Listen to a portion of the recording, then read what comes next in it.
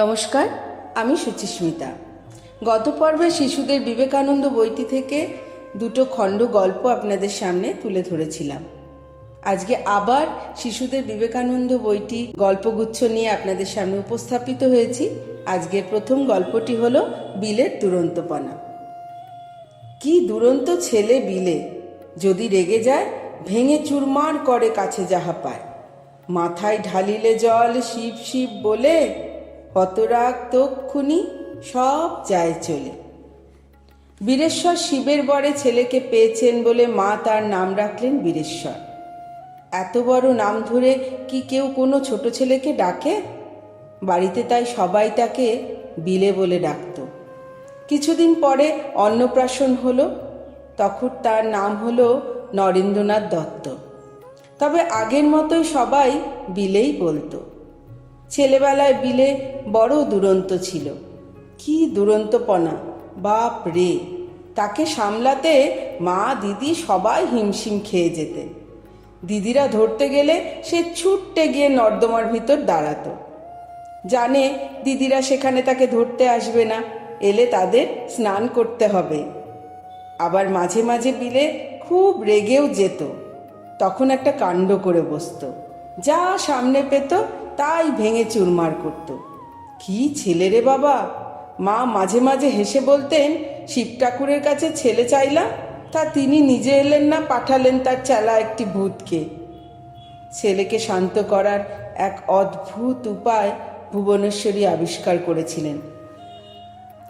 বিলের দুরন্তপনা যখন খুব বেড়ে যেত বা সে খুব রেগে যেত, তিনি তখন তার মাথায় কয়েক ঘটি জল ঢেলে দিতেন আর শিবের নাম করতেন।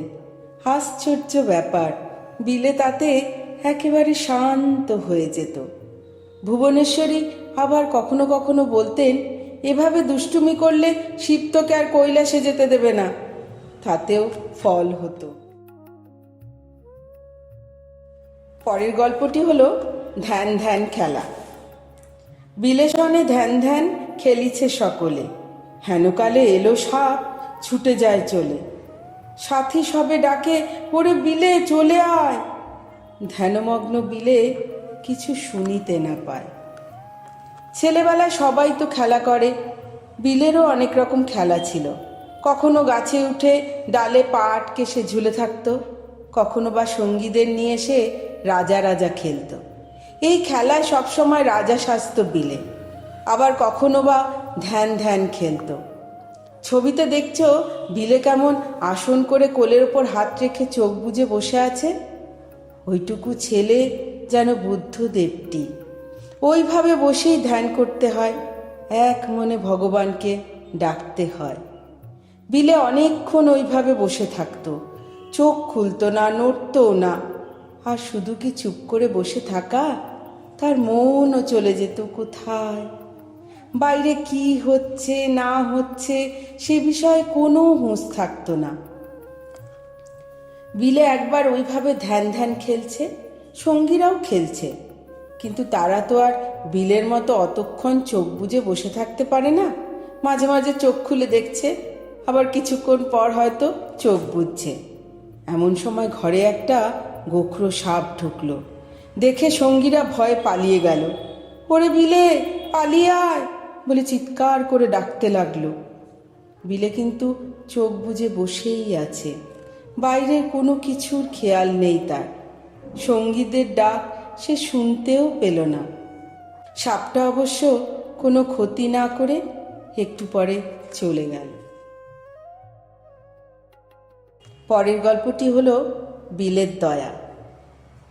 সব তুলে দেয় বিলে ভিখারির করে, মা তারে রাখেন পুরে দোতলার ঘরে। জানালা খুলিয়া পড়ে ভিখারি দেখিয়া, তার কাছে মার্শালি দিল সে ফেলিয়া। একজন ছেলেবেলা থেকেই খুব দয়ালু হয়। অপরের দুঃখ কষ্ট দেখলে তা দূর করার চেষ্টা করে। বিলেও সেই রকম ছিল। সাধু সন্ন্যাসী প্রমুখ অনেকেই বাড়িতে ভিক্ষার জন্য প্রায় প্রতিদিনই আসত। ভিখারি এলে বিলে যা সামনে পেত তাই দিয়ে দিত। জিনিসটা সস্তা কি দামি তা ভাবতই না। মা তো মহা মুশকিলে পড়লেন। ছেলে যদি ঘরকন্না সব জিনিস এভাবে বিলিয়ে দেয় তাহলে সংসার চলবে কি করে? বিলেকে নিষেধ করে কোনো ফলই হতো না। মা শেষে একদিন বিরক্ত হয়ে তাকে দোতলার একটি ঘরে আটকে রাখলেন। বাইরে থেকে দরজা বন্ধ করে দিলেন। ভাবলেন বিলেকে এভাবে খুব জব্দ করা গেল। তা বিলের মতন ছেলেকে কি আর এত সহজে জব্দ করা যায়? ঘরটি রাস্তার ধারে। বিলে জানালার কাছে এসে দাঁড়িয়েছিল। নিচে রাস্তায় একজন ভিখারি এসে ভিক্ষা চাইতেই বিলে চঞ্চল হয়ে উঠল। গরিব মানুষ ভিক্ষা চাইতে এসেছে, কিছু তো দিতে হবে, কিন্তু কি দেবে? ঘরের চারিদিকে চোখ বোলাতেই দেখতে পেল মায়ের কাপড়ের বাক্সে তালা দেওয়া নেই। বাক্স খুলে মায়ের কয়েকটি দামি শাড়ি সে বার করলো। তারপর জানালা গলিয়ে নিচে ভিখারির কাছে সেগুলো ফেলে দিল। ভিখারি তো ওইটুকু ছেলের এত দয়া দেখে আনন্দে অধীর। ছেলেবেলা থেকেই অপরের জন্য ভাবতে না শিখলে কেউ কি আর বড় হয়ে দেবতার মতো মহাপুরুষ হয়? কেমন লাগছে আপনাদের গল্পগুলি? কমেন্টের মাধ্যমে জানাবেন। ভালো লাগলে আমার চ্যানেলটিকে সাবস্ক্রাইব করে আমার পাশে থাকবেন। সবাই খুব ভালো থাকবেন। ধন্যবাদ।